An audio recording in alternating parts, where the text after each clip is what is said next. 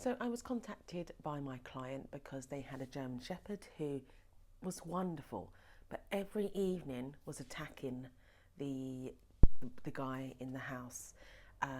He couldn't come into the front room and sit down. As soon as he sat down and relaxed, it would start.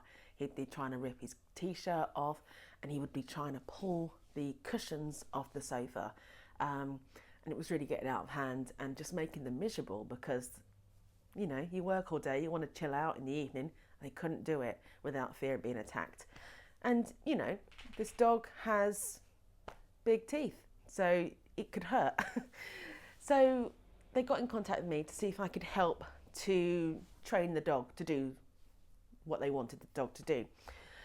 But as with all of my consultations, I said, let's look at the entire life of your dog first of all and see if there's any gaps or anything that's going on that's kind of maybe adding to this.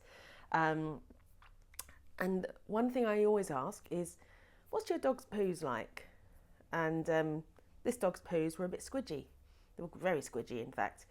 And I said, and when is this always happening? Kind of in the evening after dinner? Yeah. Okay.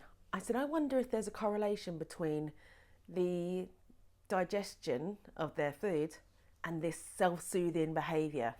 So let's do an experiment. Let's stop the food and the particular treats that you're giving your dog at the moment, and let's go on to something else just to give them a break, see what happens.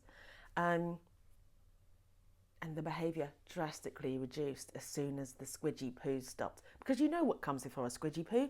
Tummy ache. A dog doesn't really know what to do with tummy ache, so they'll do all kinds of things. They'll chew, they might rip their bed up, they might hump things, they might try and take it out on you, just because they don't know what to do to get rid of this stomach ache. You know, they can't kind of lay down and go, oh, my tummy hurts, can you please give me space? You know, so they do all kinds of things. One thing this dog was having was those jumbo bones, which are allegedly full of crap. And then I think they were having some of those other bars that rhyme with wackos that are also allegedly full of crap. So I said, let's knock those out and let's try kind of more higher value food. Doesn't have to cost the earth, but it just needs to have less crap in it. And yeah, along with other things, such as trying to give this dog an outlet for meeting their needs as well and helping them to calm down. Combined, this made a real difference, and that dog is no longer doing that behaviour. It required no punishment, it required no place training or anything like that.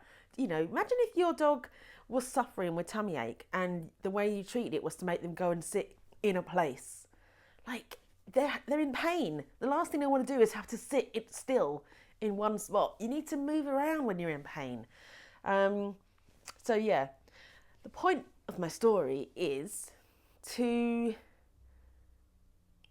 work with somebody that's interested in finding out the cause, not just making the dog do what you want to do. There's always a reason.